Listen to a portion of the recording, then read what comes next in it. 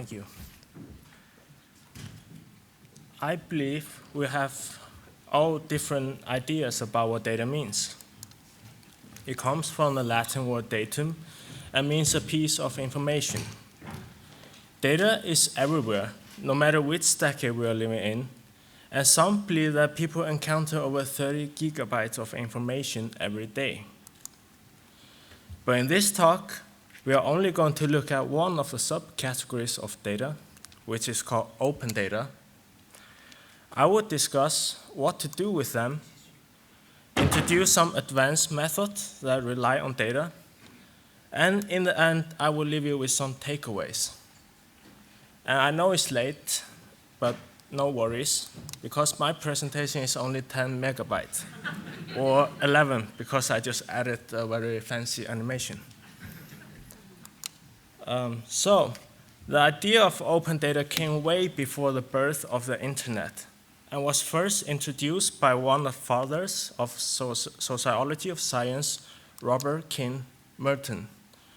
Merton did not use the term open data, but in his work, he explained the importance of the result of research being freely accessible in order to allow knowledge to move forward. The term open data then appeared for the first time in 1995 in a document from the American Scientific Agency, where author said, "Our atmosphere, oceans, and biosphere form an integrated whole that transcends borders." Therefore, on its first appearance, the open data was mainly focused on geographical and environmental data. Since then, openness of data has been gaining popularity by scientists and creators from all over the world. Today, open data can be categorized as geographical, environmental, scientific, cultural, financial, transportation data, and there are more categories to come. Open data is licensed with Creative Commons Attribution 4.0 International, which means that anyone is free to copy and redistribute the material in any medium or format. You are also free to remix, transform, and build up on the material for any purpose, even commercially. But you must give appropriate credit, provide the link to the license, and indicate the changes were made. Here in Iceland, many data enthusiasts have been fighting for open data for decades. Many honest attempts have been made, but very few of them got heard.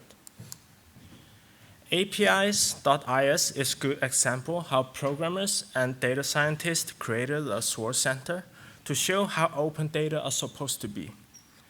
It uses web scraping to harvest public data from other websites into one place.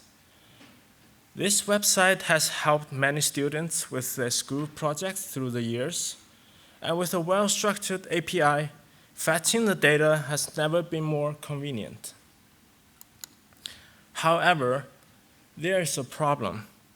Because APIs.is is harvesting data from many different sources. So if the origin of the data provider changes its structure, the whole chain will fail. But on the bright side, the government of Iceland already took the initiative toward digitalization. One of their missions is to bring open data from government agencies to the public. And they are licensed with Creative Commons license. So for all the data scientists, stay tuned. Other honorable open data projects are LUK, open data project from the city of Reykjavik, Air Quality Open Data Project from Environment Agency of Iceland, Open Data from National Land Survey of Iceland, and Open Data Project from Árnastofnun, just to name a few.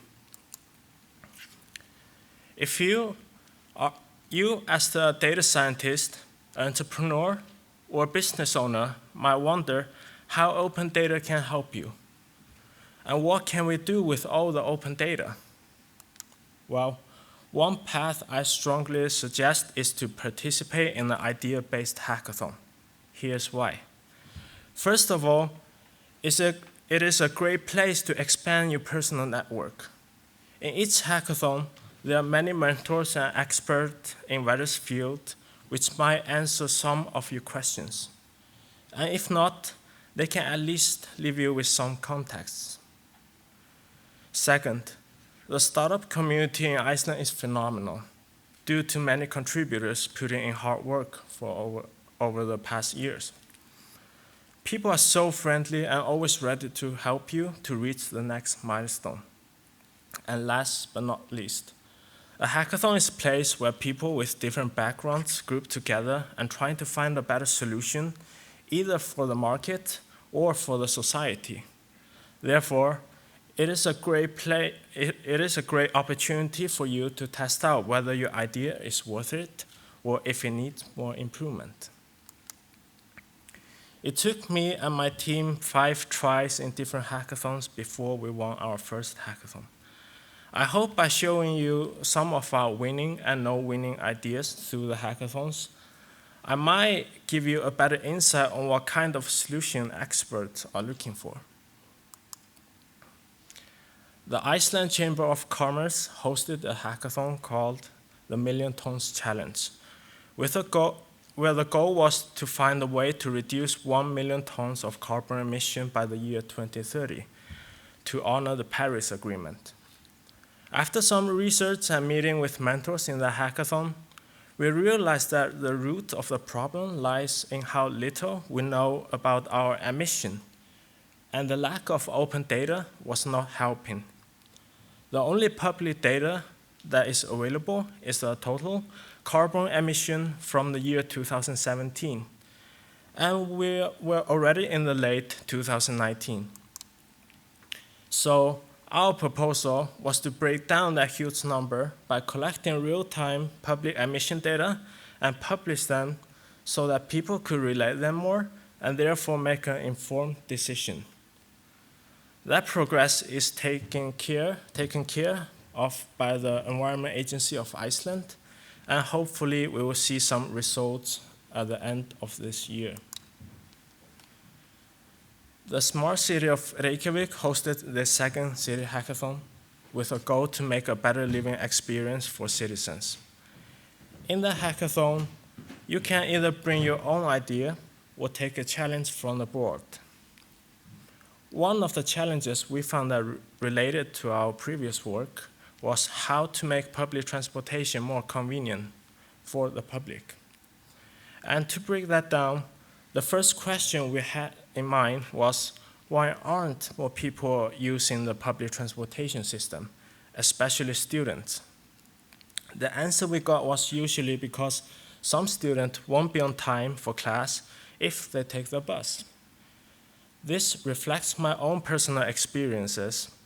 I'm a master's student in the University of Reykjavik, and to get there by bus, I either need to arrive too early or a bit too late.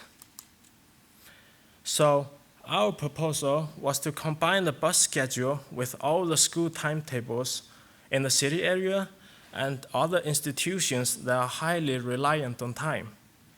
In that way, we can ensure when to call out an extra bus to handle the total amount of customers in any given time.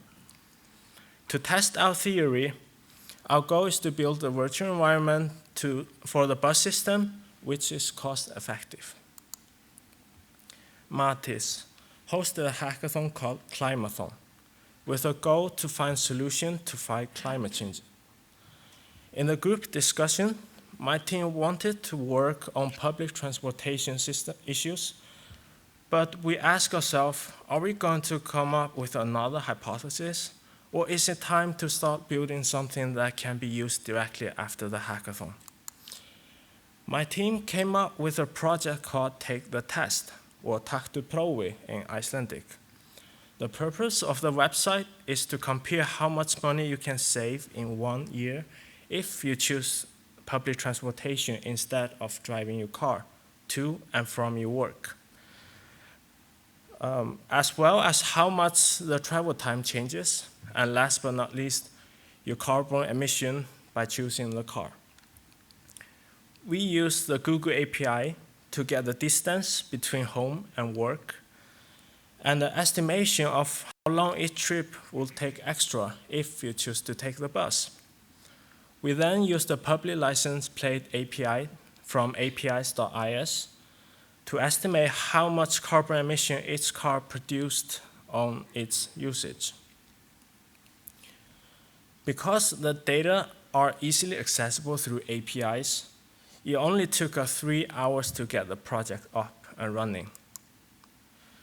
After being tested by a small group of people, the data show that the average cost of owning a car is around 500,000 Icelandic krona each year. It only takes 10 extra minutes on each trip to take the bus, or 20 minutes for the round trip. Also, 1.4 metric tons of carbon emission will be saved each year. But on the other hand, one of our projects that has gone the furthest isn't any of the winning ones I just mentioned. It came from the City Hackathon 2018, and our goal is to help pluggers and environmentalists to organize and log their Plogg-In tour with a simple interface to show whether an area is clean or not. For those who haven't heard of Plogg-In before, Plogg-In is an outdoor activity where people jog while picking up litter on the way. What motivates us most during the development of the Plogg-In app is that the government doesn't have enough workforce to keep track of the litter. Also, every trend, including Plogg-In, has its rise and fall. And if we don't support and improve that movement, sooner or later, it will fade away. Because our platform is map-based, the hardest part is to design the information flow between users and an interface that doesn't require much training for the user. The theory which helped us to make our platform more understandable is by the users is called the category theory. You might not have heard about that theory, but I believe you have all seen it before in the real world. One of the most famous examples is when category theory was applied to the map of London's Underground. And the outcome is now standard for almost all the transportation maps. And the same theory helped us to understand what kind of information is important and what can be skipped. When we launched our website for the big Plogg-In Day, we got over 1,000 marks around Iceland. And at the end of the day, 10 tons of litter were collected by the pluggers. The area they cleaned that day went over 17 square kilometers. And just give you some comparison, that is as large as Westman Island. Although we are still in early stages, our mission is clear. With a better information technology, we can help more environmental organizations and groups to make every part of a map green. When more open data became available, more and more data-driven projects started coming to life. Looking at the hackathons hosted here in Iceland last year, we can see that over 65% of the ideas were data-driven. This shows that by making data public, people have the opportunity to create projects that they couldn't have otherwise. Even though more and more projects are data-driven, more than 75 of them do not survive. One of the main factors is that data can't survive on its own, especially open data. Through the years, most of the successful data-driven projects relied on other industries and brought them to the next level. Therefore, a hackathon is a great place to learn, collaborate, and create, no matter if you are an entrepreneur, a data scientist, a student, or business owner. Many advanced methods use data to improve industries, but how does it work? Our world is filled with formulas. It can be a stock price, rocket science, or your favorite cake recipe. And companies that stand out from others are ones that have solved the most formulas. And some are easy to solve, but others are nearly impossible for humans to solve. So when we don't know the answer, the next best thing we can do is to predict it. But predicting the answer can be inefficient and time-consuming. Therefore, scientists came up with a machine that can learn fast, which we call machine learning. And this formula was solved by machine last year, for example. So what do data scientists do? Many people think data scientists spend 80% of their time on machine learning algorithms. But in reality, that is only 10% of their job. Most of the time goes to accumulate the data and data analysis.